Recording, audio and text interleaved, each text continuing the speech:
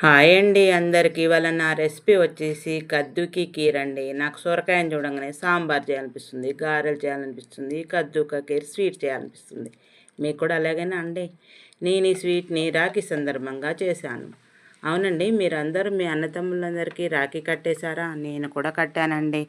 ఈ రాఖీ అనుబంధాలతో కూడిన ఒక పండగ కదండి. మనం మన అన్నలు తమ్ముళ్ళకి చేతికి రాఖీ కడితే ఆ చేతితో మనకి స్వీట్ తినిపించి అన్నలైతే ఆశీర్వదించడం, తమ్ముళ్ళైతే మనం ఆశీర్వించడం జరుగుతుంది. చిన్నప్పుడైతే చిన్నప్పుడు మన అన్నదమ్ములకి మన అమ్మ నాన్న రాఖీ కట్టించి గిఫ్ట్ ఇవ్వడం అలవాటు చేస్తారు. పెద్ద అయ్యాక కూడా అదే కంటిన్యూ అవుతుంది.